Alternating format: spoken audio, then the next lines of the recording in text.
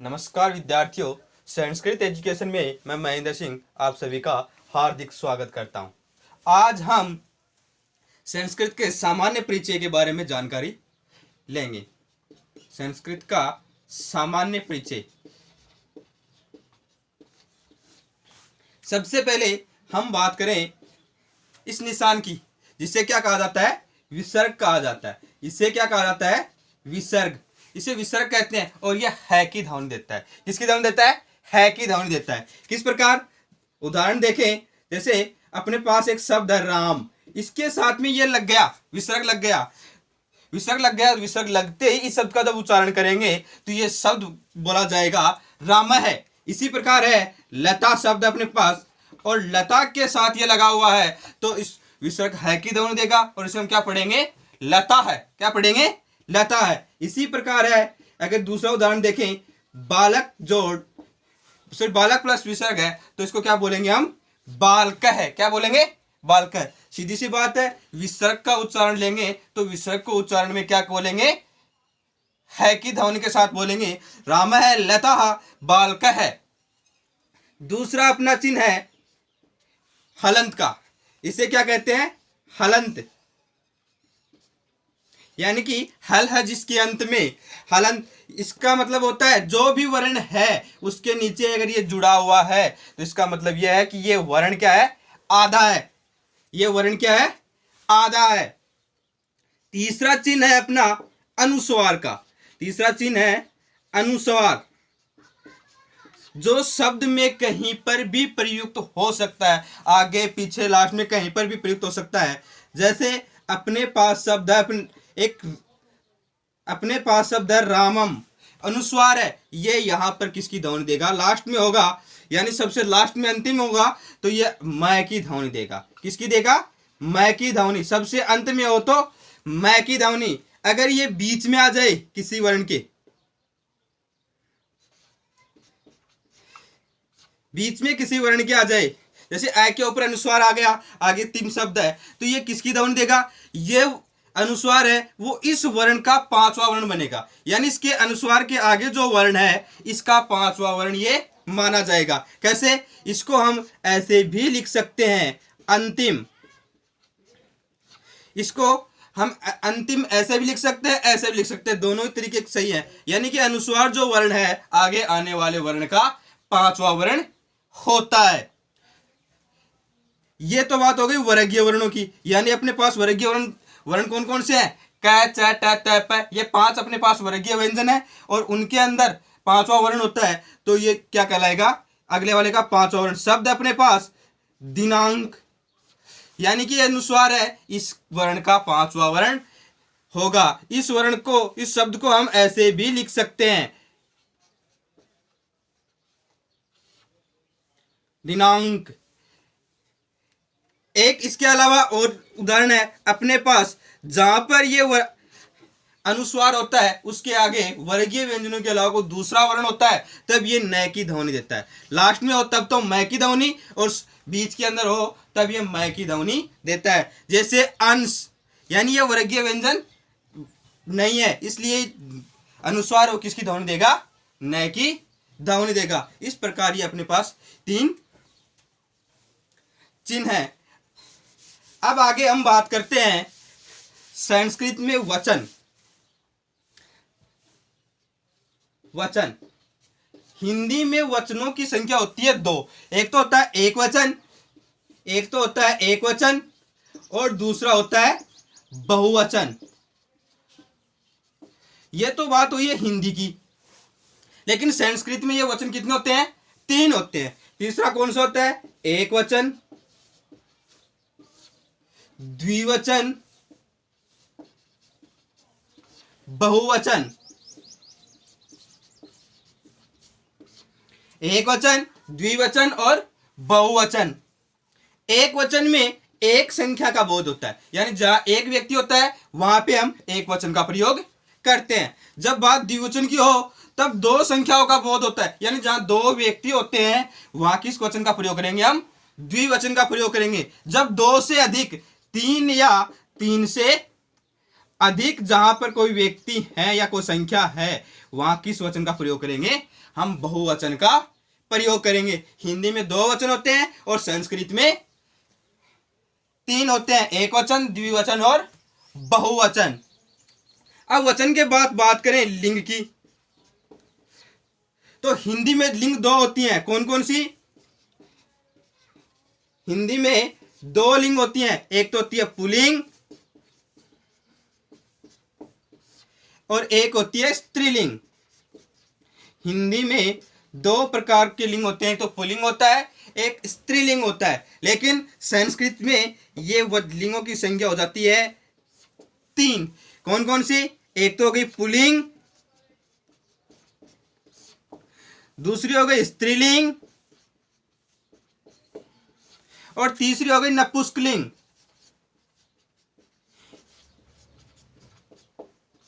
यानी ये तीसरा लिंग और जुड़ जाता है, वो है नपुंसकलिंग। पुल्लिंग में शब्द कौन से आते हैं? जैसे राम, बालक, यानी वे शब्द जो पुरुष शब्द का बोध कराते हैं वो क्या हो गए? पुल्लिंग। स्त्रीलिंग, इसके अंदर लता, रमा, यानी ऐसे शब्द जो स्त्री जाति का बोध कराते हैं वो स्त्रीलिंग में आ गए। जो नपुंसकलिंग निर्जीव वस्तुएं आ गई, जिसमें पुस्तक है, फल है आदि, यानी कि ये किसका बोध कराते हैं? ये निर्जीव वस्तुओं का बोध कराते हैं। नपुंसकलिंग के अंदर ये शब्द आते हैं, पुल्लिंग, स्त्रीलिंग, नपुंसकलिंग। इस प्रकार संस्कृत में 3 प्रकार के लिंग होती हैं और हिंदी के अंदर 2 प्रकार के लिंग होते हैं। अब बात करें पुरुष की। यह तो बात हो गई पुल्लिंग, स्त्रीलिंग, पुल्लिंग और स्त्रीलिंग वचन की। अब बात करें पुरुष की, तो संस्कृत में पुरुष 3 प्रकार के होते हैं। कितने प्रकार के होते हैं? 3। एक तो होता है प्रथम पुरुष, दूसरा होता है मध्यम पुरुष और तीसरा होता है उत्तम पुरुष।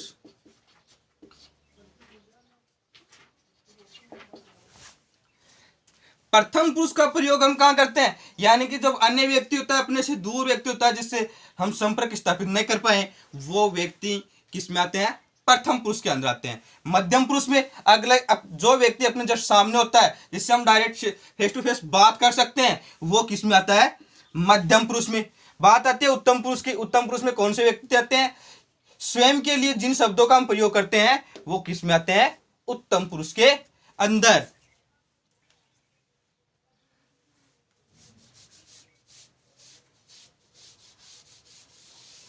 आगे हम बात करें तो विभक्तियां, तो संस्कृत में 7 विभक्तियां होती हैं। संस्कृत में कितनी विभक्तियां होती हैं? 7 विभक्तियां। और ये 7 विभक्तियां कौन सी हैं? नंबर 1 है प्रथमा, 2 द्वितीया विभक्ति, तृतीया विभक्ति, चतुर्थी विभक्ति, पंचमी, षष्ठी, सप्तमी। एक अंत में होता है संबोधन, यानी जिसके अंदर मान के चलें कि प्रथमा विभक्ति का ही प्रयोग होता है, यानी किसी व्यक्ति को संबोधन करने के लिए इसका प्रयोग किया जाता है। विभक्तियां 7 होती हैं, प्रथमा, द्वितीय, तृतीया, चतुर्थी, पंचमी, षष्ठी और सप्तमी। इसके साथ बात करें कारक चिन्ह,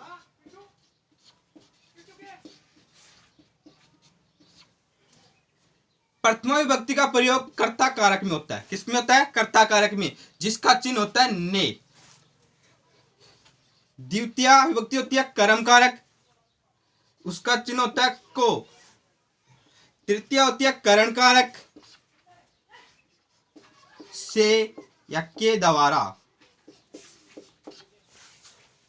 चतुर्थी में संप्रदान कारक, के लिए। अपादान कारक, से पृथक,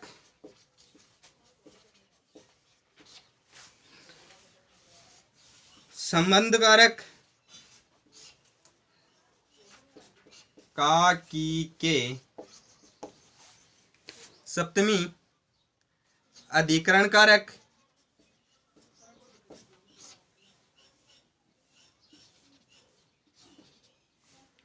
में पर, संबोधन, हे अरे। यानी प्रथमा विभक्ति के अंदर हम किसका प्रयोग करते हैं? कर्ता कारक का प्रयोग करते हैं, जिसमें कारक चिन्ह क्या उपयोग करते हैं? ने। द्वितीय विभक्ति में कर्म कारक का प्रयोग करते हैं, जिसके अंदर हमको इसका कारक चिन्ह होता है। तृतीय विभक्ति में करण कारक होता है और कारक चिन्ह होता है से या के द्वारा। चतुर्थी विभक्ति में संप्रदान का प्रयोग करते हैं, जिसका कारक चिन्ह होता है के लिए। पंचमी विभक्ति में अपादान कारक होता है, जिसका कारक चिन्ह होता है से पृथक। षष्ठी विभक्ति में संबंध कारक होता है, जिसका कारक चिन्ह होता है का की के। सप्तमी विभक्ति में अधिकरण कारक होता है, जिसका कारक चिन्ह होता है में पर। संबोधन में कारक चिन्ह होते हैं हे अरे। ये तो बात अभी सामान्य परिचय की। अब बात करें संस्कृत में शब्द रूप।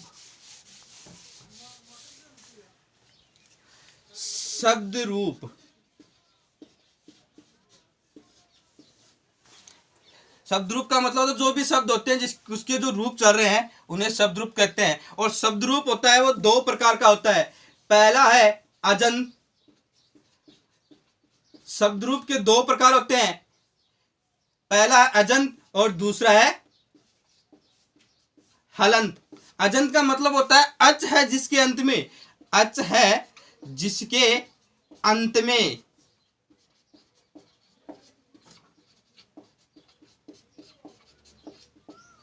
और हलंत का अर्थ होता है हल है जिसके अंत में।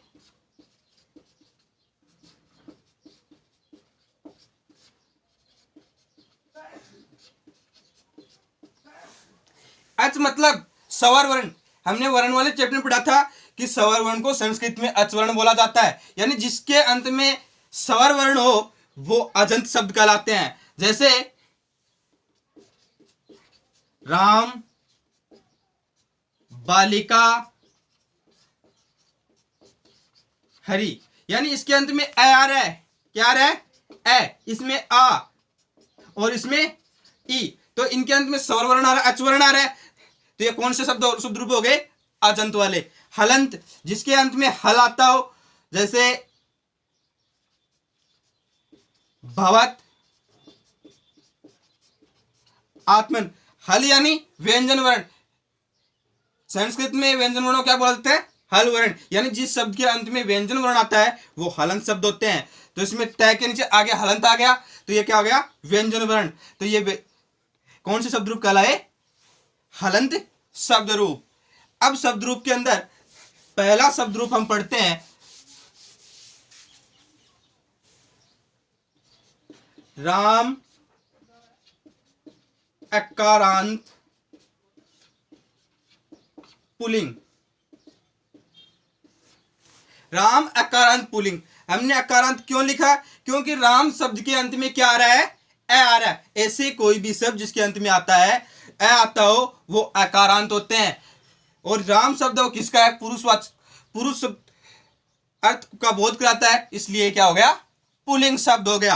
अब इसके शब्द रूप बनाए तो एक वचन, विभक्ति एक वचन, द्विवचन और बहुवचन। विभक्तियां अपने सात होती है। कितनी होती है? सात। प्रथमा, द्वितीया, तृतीया, चतुर्थी, पंचमी, षष्ठी, सप्तमी और अंत में होता है संबोधन। सात इतनी विभक्तियां होती हैं, तीन अपने पास वचन होते हैं। तो एक वचन एक वचन में शब्द बनता है, अपना शब्द रूप बनाए तो बनता है राम है, और द्विवचन में बनता है रामौ, और बहुवचन में रामः। द्वितीय विभक्ति में एक वचन रामम, द्विवचन रामौ, और बहुवचन हो गया रामान। तृतीय एक वचन रामेण, द्विवचन रामाभ्याम,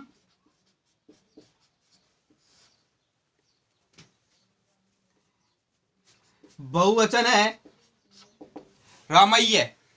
चतुर्थी है एक वचन रामाय, द्विवचन है रामाभ्याम, और बहुवचन है रामेभ्य। पंचमी में रामात, एक वचन, द्विवचन है रामाभ्याम, और बहुवचन है रामेभ्य। षष्ठी एक वचन है रामस्य, द्विवचन है रामय्यो,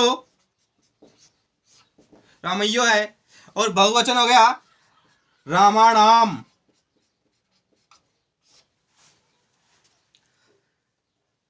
सप्तमी एक वचन रामे, रामय्यो, रामेशु। संबोधन में ऊपर वाली जो प्रथमा विभक्ति है उसी का प्रयोग किया जाता है। हे राम है, और आगे संबोधन चिन्ह, हे रामो,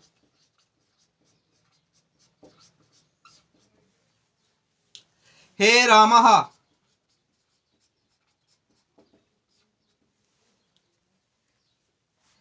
ये हो गए राम आकारांत पुल्लिंग के शब्द रूप। अब इसके अनुसार हम ऐसा कोई भी शब्द जिसके अंत में अ आता हो उसके शब्द रूप हम राम आकारांत के अनुसार बनाएंगे। जैसे राम के अनुसार और भी शब्द रूप बनाए तो अपने पास शब्द है बालक, वृक्ष, कृष्ण आदि। यानी ऐसे शब्द जिसके अंत में अ आता हो, क्या आता हो, अ आता हो, उसके शब्द रूप किसके अनुसार बनाएंगे, राम के अनुसार बनाएंगे। एक बार जैसे बना के देखें इन्हीं के साथ में, तो इसके अंत में क्या आ रहा है, विसर्ग जोड़ा है, तो हम बालक के शब्द रूप बनाएंगे तो यहां पे बन जाएगा बालक है। क्या बन जाएगा, बालक है। यानी राम शब्द ऐसा कैसा रखा, इसके सामने हमने विसर्ग रखा, तो राम को हटा करके उसके जगह शब्द क्या रखेंगे, बालक रखेंगे, और साथ में इसके साथ विसर्ग जोड़ दिया जाएगा। यहां पर द्विवचन में देखें तो बालक, यार राम रखा, राम के साथ किसकी मात्रा लगाई हमने, औ की मात्रा लगाई, तो अब राम हटा दो और बालक की के साथ में औ की मात्रा लगा दो, तो ये शब्द क्या बन जाएगा, बालकौ। बहुवचन की बात करें तो यहां रामा है, तो यहां राम के साथ आ के साथ विसर्ग लगा है, तो यहां बालक में आ के साथ विसर्ग लगा दें तो क्या बन जाएगा, बालकः। क्या बन जाएगा, बालका। इसी प्रकार यहां पे पंचमी के अंदर बात करें तो यहां राम के साथ क्या जोड़ रखा है, आग शब्द जोड़ रखा है, तो यहां बालक के साथ में भी आग शब्द जोड़ दो तो ये शब्द बन जाएगा बालकात। यहां पे रामाणाम में बात करें तो राम के साथ क्या जुड़ा हुआ है, आणाम जुड़ा हुआ है, तो बालक के साथ भी आणाम जोड़ दे तो ये बन जाएगा बालका नाम। इस प्रकार हम ये सारे सारे शब्द रूप बना सकते हैं। कोई भी शब्द जिसके अंत में अ होता हो, वो अकारांत होता है, पुल्लिंग का हो, वो उसके शब्द रूप किसके अनुसार बनाएंगे, राम के अनुसार। अब बात करें इसमें कुछ विशेष तथ्यों के बारे में। ऐसा कोई भी शब्द, ऐसा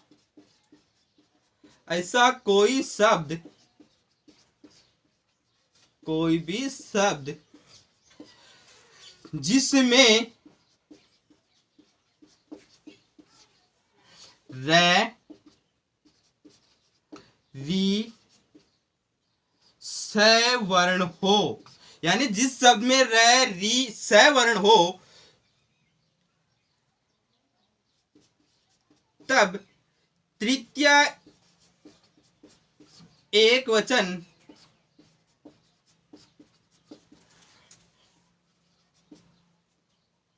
षष्ठी बहुवचन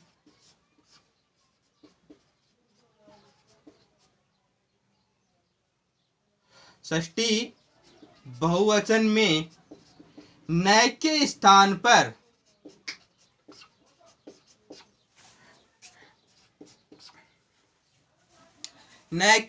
पर अण का प्रयोग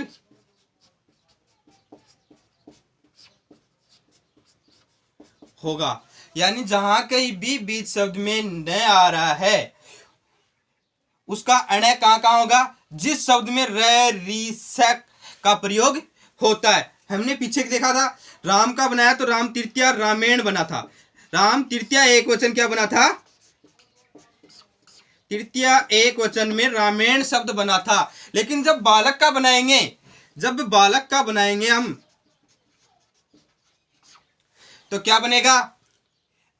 उस जिस शब्द में र री स नहीं होता है, यानी राम के अंदर तो र आ रहा है और इसके अंदर र री स तीनों में से कोई भी वर्ण नहीं आ रहा, तो यहां पे तृतीय एक वचन क्या बनेगा? बालकेन। क्या बनेगा? बालकेन शब्द बनेगा। इसी प्रकार षष्ठी में नाम और अनाम आता है। षष्ठी में क्या था? रामाणाम। षष्ठी बहुवचन में रामाणाम था, तो बालक का यहां पे बनाएंगे तो यहां क्या बन जाएगा? बालका नाम। लेकिन जब वृक्ष शब्द का बनाएंगे, वृक्ष, तो वृक्ष के अंदर री की मात्रा आ रही है, यानी आपने क्या लिखा? री आ रही है, तो री आएगी तो री के साथ न के स्थान पे क्या बनेगा? अण का प्रयोग होगा। तो यहां पे शब्द रूप बनाए तो क्या बन जाएगा? वृक्षा नाम।